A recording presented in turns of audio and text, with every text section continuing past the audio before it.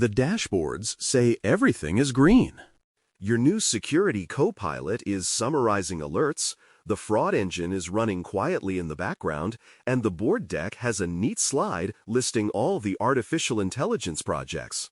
Underneath that polished surface sits a different kind of history. Years of incident artifacts, leaked repositories, scraped credential dumps, and brokered datasets have been poured into the training pipelines that feed your smartest systems. The ghosts of old breaches are no longer trapped in paste sites and dark web forums. They are inside your training data, shaping how your models think about your environment and your customers. This is a Wednesday headline feature from Bare Metal Cyber magazine, developed by Bare Metal Cyber. The idea behind ghosts in the training data is simple and uncomfortable. The most dangerous failures in artificial intelligence, AI, over the next few years will not come from exotic new model architectures. They will come from crooked histories baked into the data those models learned from. Old incidents, sloppy labels, and stolen context have quietly become the ground truth behind many defensive and business systems. Leaders who treat AI as a mysterious engine with magical capabilities will miss that. Leaders who treat AI as a reflection of the data supply chain they are accountable for will start to see the ghosts and, more importantly, do something about them. Most organizations still talk about a breach as if it were a single bad event. There is the day of the compromise, the assessment period, the remediation work, the board briefing, and the slow desire to move on. In reality, the incident does not end when you close the ticket. Code snippets that attackers stole, misconfigured templates they discovered, chat logs from your crisis channel, and credential dumps that eventually hit a broker all leave your control. They are copied, scraped, and repackaged into places you will never see. Months or years later, they show up as part of representative, real-world data that someone uses to train a model. What felt like one miserable quarter has quietly turned into part of the baseline that future systems will learn from. This is not limited to headline-making mega breaches. A small software-as-a-service vendor's leaked support tickets can easily end up in a generic enterprise IT dataset. A series of phishing campaigns against a regional bank can be harvested into a labeled security incidents corpus. Public code repositories, some of them forks of previously compromised projects, are pulled into training sets for code generation tools. Over time, the original context disappears. The model does not know which snippet was a rushed hotfix written at 3 in the morning and which was a carefully reviewed pattern. All it sees are tokens and frequencies. Old hard-coded secrets, brittle authentication flows, and strange logging choices are turned into examples to copy instead of warnings to avoid. Inside your own organization, a similar process often plays out on a smaller but equally important scale. Historical logs, chat transcripts, email archives, incident timelines, and ticket histories are poured into data lakes because we might train on this later. Very little curation happens on the way in. Labeling is inconsistent. Telemetry is missing during the most stressful moments, and undocumented exceptions linger for years.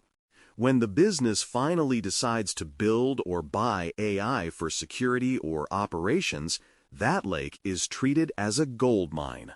In reality, it is a messy swamp full of ghosts from past outages and compromises.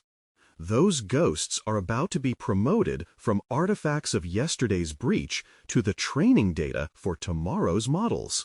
Most leaders have heard that modern models are trained on internet-scale corpora. What is rarely said out loud is that the internet itself is saturated with the residue of breaches. Stolen code gets reposted in public repositories. Credential dumps are mirrored across dozens of sites. Incident write-ups include more internal detail than anyone originally intended.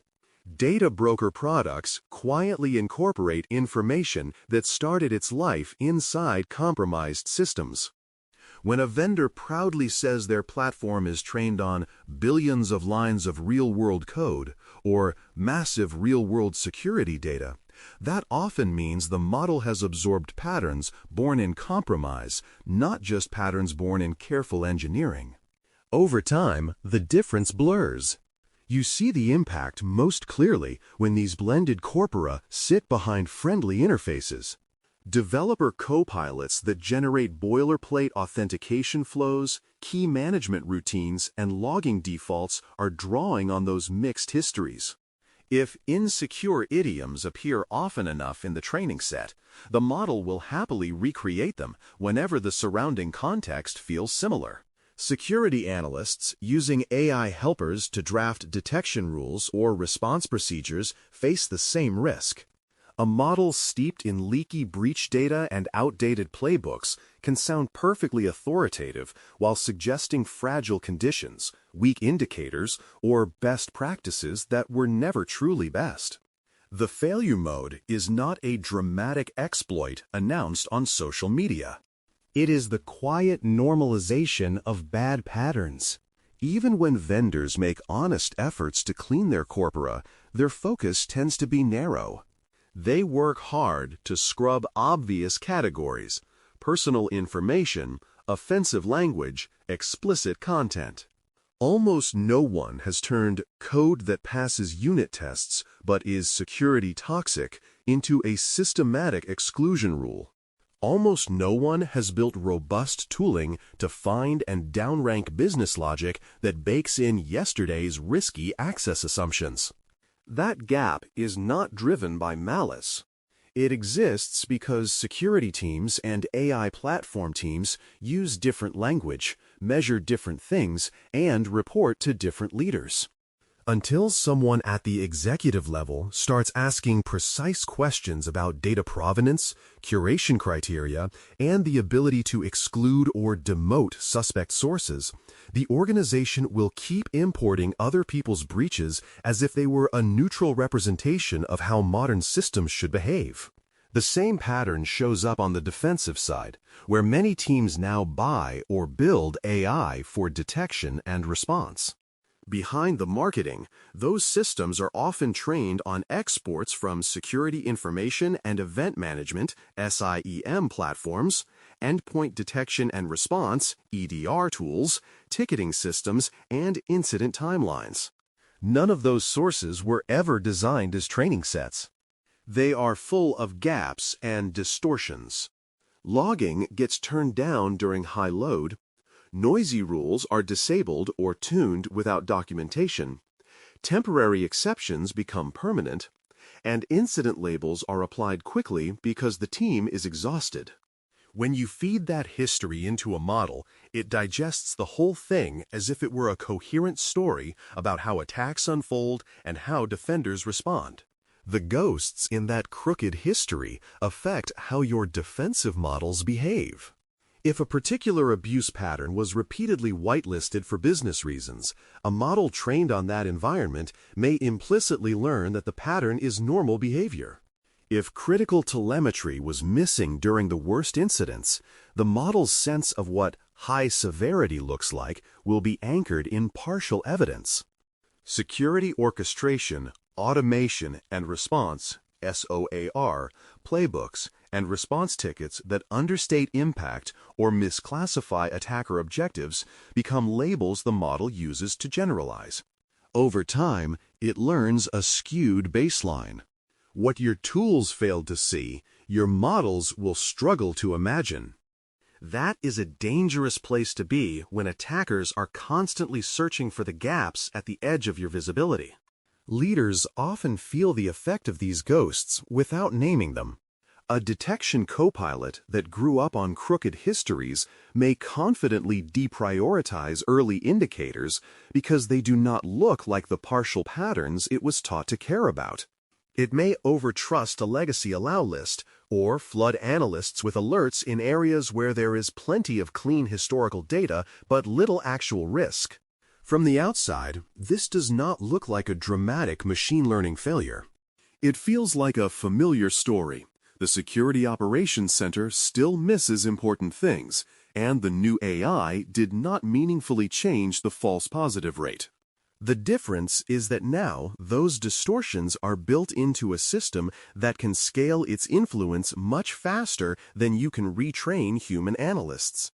Unless leaders treat defensive training data as something to audit, curate, and sometimes amputate, they will keep funding smarter engines running on bent rails. On the business side, the ghosts often arrive with a friendlier story. AI is sold as a way to improve underwriting, sharpen fraud detection, personalize marketing, and streamline collections. These systems are usually trained on a blend of internal records and external data sourced from aggregators and brokers. Somewhere inside those external feeds sits breach-sourced context, contact details scraped from compromised systems, inferred attributes built from leaked transaction histories, or behavioral profiles constructed from data originally gathered under very different consent terms. By the time this material reaches your data science team, it is wrapped in labels like third-party enrichment and market intelligence, with very little visible lineage. Once those ghosts enter risk and decision models, they do more than increase accuracy on a metric. They influence who is treated as risky, who is denied service, and who is considered a high-value prospect. A fraud engine tuned on tainted histories can learn to associate certain behaviors or locations with danger simply because those patterns show up in breach datasets that overrepresent particular communities or industries. A marketing model might quietly exploit attributes derived from unauthorized combinations of leaked and scraped data. The result is not just a technical concern.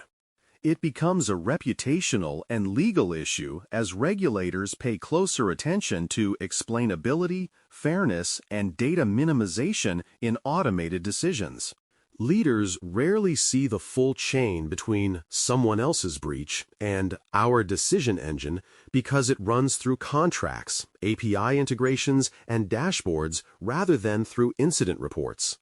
Procurement teams buy feeds on the promise of better conversion or lower fraud loss. Data science teams focus on coverage, signal strength, and lift. Security and privacy teams are often invited in late, if at all, and even then, they are given high-level marketing descriptions of source data instead of concrete lineage. Unless leaders insist on understanding where the most influential external feeds come from, what rights attach to them, and how they can be switched off, they will end up with business AI that quietly monetizes stolen context while they stand in front of customers and regulators promising responsible data practices.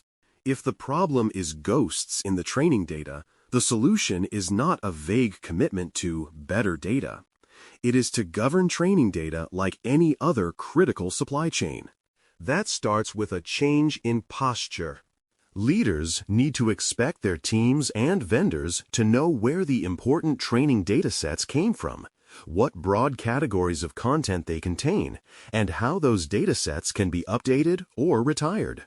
Provenance does not require a perfect record of every row and token.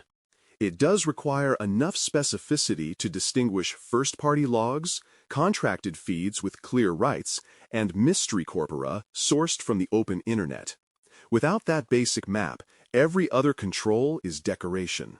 Once you have a map, practical moves open up.